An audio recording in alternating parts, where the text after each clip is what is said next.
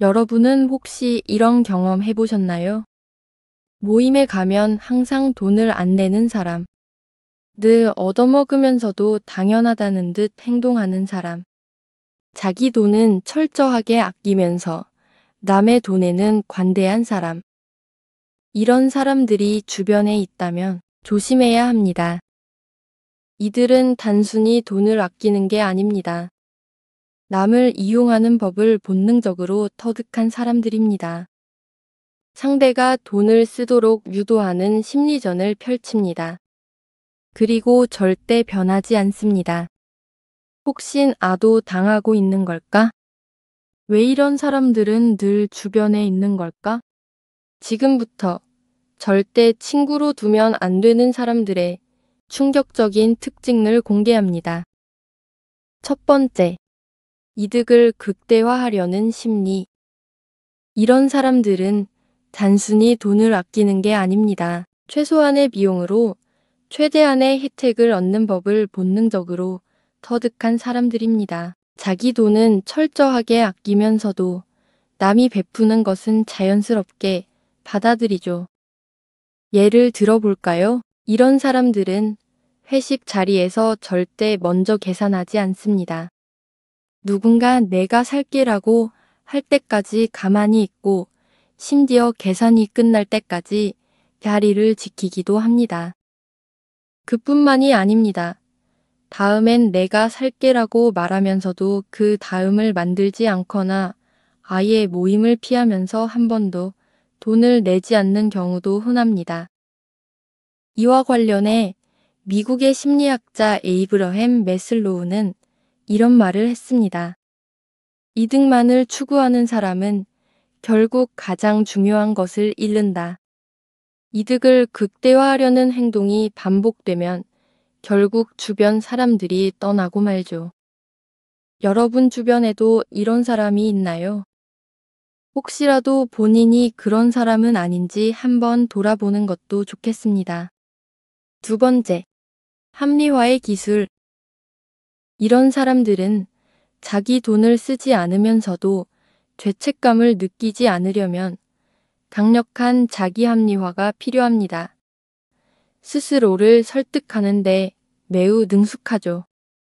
지난번에 내가 커피를 샀으니까 오늘은 내가 사야 해라고 말하며 상대가 돈을 쓰는 걸 자연스럽게 만듭니다. 하지만 자세히 보면 자기가 샀던 커피는 저렴한 메뉴였고 상대가 살 땐 값비싼 음식을 주문합니다. 또는 나는 돈이 없어서 어쩔 수 없어라는 핑계를 댑니다. 그런데 정말 돈이 없을까요? 가만 보면 자기 자신을 위한 지출 비싼 취미, 명품에는 돈을 아끼지 않습니다. 결국 돈이 없는 게 아니라 자기 돈을 쓸 가치가 있는 곳과 없는 곳을 철저히 구분하는 것이죠. 프랑스 철학자 장 폴 사르트르는 이렇게 말했습니다. 인간은 변명과 자기 합리화를 통해 가장 쉽게 속는다. 그리고 스스로를 속이는 것이 가장 위험한 거짓이다. 혹시 여러분도 비슷한 변명을 해본 적이 있나요? 아니면 주변에서 이런 합리화를 자주 하는 사람을 본 적이 있나요? 세 번째, 관계에서의 미묘한 심리전. 이들은 관계에서 자연스럽게 남이 먼저 돈을 내도록 분위기를 조성하는 기술이 뛰어납니다. 계산대 앞에서 일부러 머뭇거리기. 음식값을 계산할 타이밍이 오면 가방을 천천히 뒤적이거나 핸드폰을 만지작거리면서 상대가 먼저 나서도록 유도합니다. 아, 나 지금 현금이 없네 라고 말하기. 일부러 카드나 현금을 꺼내지 않고 상황을 지켜보다가 누군가 먼저 결제하면 고마워라며 자연스럽게 넘어갑니다. 다음에 내가 살게라는 말 남발하기. 하지만 그 다음은 오지 않습니다. 오더라도 상대가 이미 잊어버린 시점에 아주 저렴한 걸 사주면서 퉁치려 하죠. 이런 패턴을 몇 번 겪다 보면 상대방은 피로감을 느끼고 결국 거리감을 두게 됩니다. 이런 심리전에 대해 독일 철학자 프리드리히 니체는 이렇게 말했습니다. 사람들은 약속을 통해 책임을 미루고 잊혀지기를 기다린다. 여러분도 이런 사람들에게 당한 적이 있나요? 아니면 본인이 비슷한 행동을 한 적은 없나요? 네 번째, 자신의 돈에 대한 집착과 타인의 돈에 대한 관대함. 이들은 자기 돈을 쓸 때는 극도로 아끼면서도 남이 돈을 쓸 때는 거리낌이 없습니다. 야, 너 오늘 한턱 내라라며 당당하게 요구하기도 합니다. 흥미로운 점은 이런 사람들은 자신이 돈을 아낀 덕분에 더 좋은 삶을 살고 있다고 착각한다는 것입니다. 스스로는 절약을 잘해서 경제적으로 여유롭다고 여기지만 정작 주변 사람들은 점점 멀어지고 있죠. 이들은 다른 사람의 돈으로 식사를 해결하는 걸 하나의 성취처럼 여기기도 합니다. 세상을 잘 살아가는 법을 터득한 것처럼 착각하는 것이죠. 하지만 결국 이런 방식은 관계를 소모할 뿐입니다. 이와 관련해서 미국의 철학자 랄프 월도 에머스는 이렇게 말했습니다. 돈을 대하는 태도가 그 사람의 인격을 드러낸다. 돈을 지배하는 사람이 되는가? 아니면 돈에 지배당하는 사람이 되는가? 여러분 주변에도 자기 돈은 아까워하면서 남의 돈은 쉽게 쓰게 만드는 사람이 있나요? 혹은 여러분은 돈을 대하는 태도가 어떤가요? 다섯 번째, 습관적인 행동 패턴. 이런 행동은 단순한 한두 번의 선택이 아닙니다. 오랜 시간에 걸쳐 굳어진 습관입니다. 어릴 때부터 공짜를 좋아하고 남이 베푸는 걸 당연하게 여기는 환경에서 자란 경우가 많습니다. 이런 사람들은 자기도 모르게 누군가 내 대신 부담해 줄 거야 라는 전제를 깔고 살아갑니다.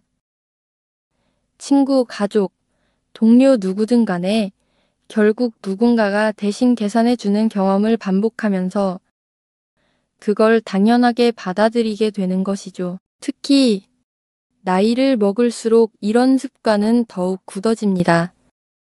주변 사람들이 불편해해도 쉽게 바뀌지 않죠. 고대 로마의 철학자 세네카는 이런 말을 남겼습니다. 습관은 두 번째 천성이다. 바꾸기 어렵고 오래될수록 더욱 깊어진다. 여러분도 혹시 이제 와서 바꾸기엔 너무 익숙해져 버린 행동이 있나요? 주변에 이런 습관을 가진 사람이 있나요? 한번 생각해 보세요. 여섯 번째, 눈치가 빠르지만 선택적으로 사용함. 이런 사람들은 인간관계에서 분위기를 읽는 능력이 탁월합니다. 하지만 이 능력을 자신의 이익을 극대화하는 데만 사용하는 것이 특징입니다.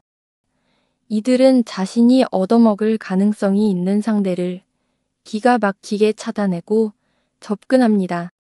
직장에서 점심을 함께 먹을 때를 생각해 봅시다. 늘 선듯 돈을 내는 사람이 있다면 이들은 자연스럽게 그 사람과 가까이 하려 합니다. 반대로 자기 돈을 철저히 계산해서 쓰는 사람에게는 크게 다가가지 않습니다. 왜냐고요? 얻을 게 없으니까요. 공자는 말했습니다. 눈치는 상대를 배려하는 데 써야지. 자기 이익을 위해 쓰는 순간 그것은 간사함이 된다.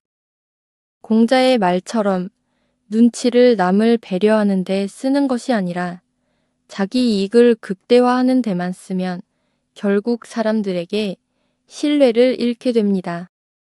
여러분 주변에도 이런 사람이 있나요? 항상 살갑게 다가오지만 결국 그 목적이 자신의 이득에만 있는 사람들 말입니다. 한번 곰곰이 생각해 보세요. 일곱 번째, 상대방의 호의를 당연하게 여김.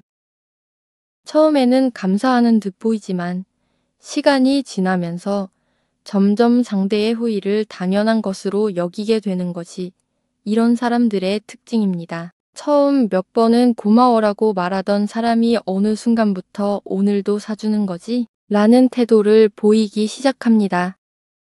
한두 번 얻어먹다 보면 어느 순간 그것이 당연한 권리인 줄 착각하는 것이죠. 미국의 작가이자 철학자인 라르프 월도 에머스는 이렇게 말했습니다. 한 사람을 계속 도와주면 그는 그것을 특권이라 생각하게 된다. 이런 사람들은 상대의 배려를 특권으로 착각합니다.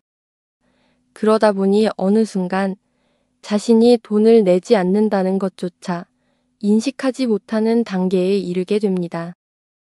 혹시 여러분도 누군가의 호의를 당연하게 여기고 있진 않나요? 남들이 나에게 베푼 것을 당연하게 여기고 있는 건 아닌지, 내가 먼저 감사의 표현을 충분히 하고 있는지 말이죠. 8번째, 베푸는 척하지만 실속은 챙김. 이들은 가끔 나도 남을 챙긴다고 주장합니다.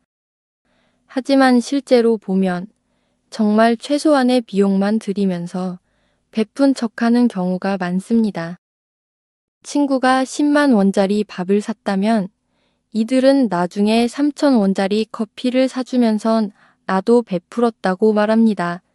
자신이 돈을 내야 할 타이밍이 오면 갑자기 상황을 피하거나 아, 나 현금이 없네 라고 둘러대며 다음 기회로 넘기려 합니다. 이런 태도를 두고 영국의 수필가 세뮤얼 존스는 이렇게 말했습니다. 사람의 진짜 인격은 작은 것에서 드러난다. 그는 작은 것을 쉽게 내어주는가? 아니면 모든 것을 거래로 만드는가? 이들은 철저히 거래로 계산합니다. 남에게는 큰 돈을 쓰게 하지만 자신이 베풀 땐 아주 작은 것만 주면 나도 챙긴다는 착각을 하죠.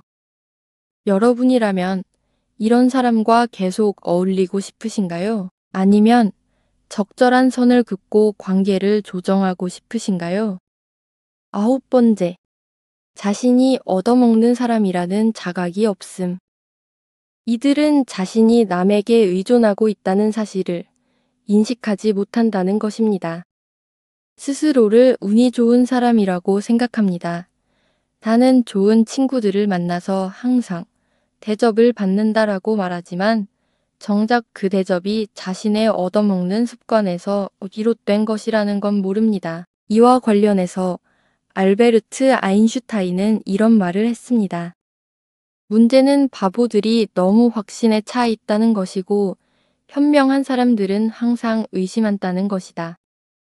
자신이 잘못된 행동을 한다는 걸 전혀 의심하지 않습니다. 당연한 듯이 받아들이죠. 그래서 스스로 변화할 가능성이 낮고 주변에서 직접 지적해주지 않으면 평생 같은 행동을 반복합니다. 혹시 여러분도 이런 사람을 알고 있나요? 자신도 모르게 누군가에게 너무 기대고 있는 건 아닌지 점검해 볼 필요가 있습니다. 10번째, 비슷한 성향의 사람들과 무리 짓기도 함. 이들은 자기가 얻어먹을 수 있는 환경을 잘 파악하고 비슷한 성향의 사람들과 무리를 짓기도 합니다. 서로 야, 내가 내라고 장난을 치면서도 정작 계산할 때는 서로 눈치를 보는 그룹이 있습니다.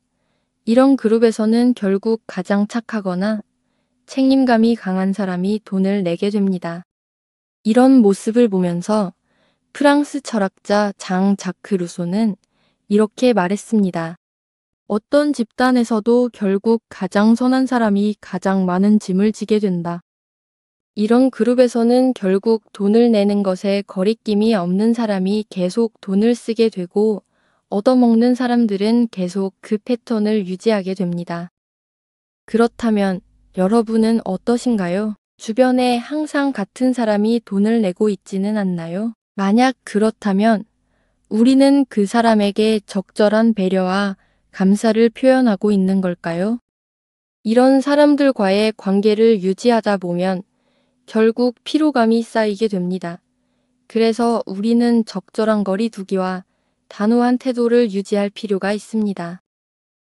혹시 이런 유형의 사람을 알고 계신가요? 아니면 나도 모르게 이런 행동을 하고 있지는 않나요? 여러분의 생각을 댓글로 남겨주세요. 이 영상이 도움이 되셨다면 구독과 좋아요 부탁드립니다. 시청해주셔서 감사합니다.